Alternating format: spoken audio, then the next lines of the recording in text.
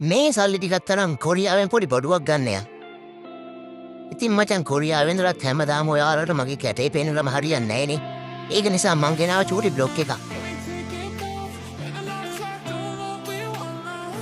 ඇත්තම කිව්වොත් මචං අද කැරේට සල්ලි දාන්න පේජ් එකට ෆලෝ එකක්වත් වැඩි වෙලා නැහැ. එහෙම කියලා වීඩියෝ එකක් නදා බෑනේ මචං. ඉතින් මචං අද අපි යන්නේ කොරියාවට කොල්ලෙක්ව මේ ඕන කොල්ලෙක්ගේ පළවෙනි ආශාව ඉෂ්ට කරගන්න තමයි. ඒක මං කියනවට වඩා පුළුවන් නම් ඔයාලම ගෙස් කරලා කියන්නකෝ.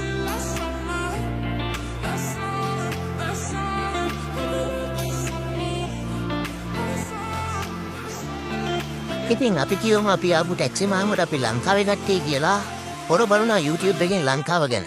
මිනිහට තාසී කියලා වගේ. ඊළඟට අපි යන්නේ ලංකාවේ ඇසර රයිස් එකක් කන්න කියලා.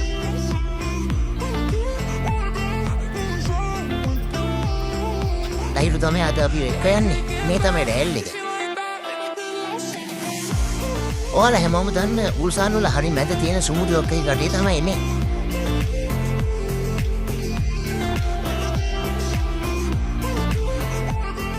අම්මා රයිස් එක නම් ආවා. මසොද්දක් එක්ක මරු. එතකොට මේ තියන්නේ කොරියාවේ තියෙන රසම රස බීම වර්ගය. මේක හදන්නේ හාල් හොදන වතුරෙන්ලු. මම ලංකාවෙද්දිත් මේ වගේම ටින් දැකලා තියෙනවා. අර කොළ පාට බෝට් තියෙන කඩවල වල. ඉතින් අපේ අම්මා කියලා තියෙනවා ඒ කඩවල වලට යන්නේ ලෝටි ළමයි කියලා. ඒකෙන්ද මං කවදාවත් ඒ කඩේකට ගිහින් මේ වගේ බීම එකක් බීලා නැහැ. ගොඩ කාලෙකේ රයිස් එකක් ගන්න ආපු නිසා මේක දිහා ගොඩක් වෙලා බලන් ඉන්න බෑ. ඒක නිසා මම මේක ඉක්මනට කාලා දානවා.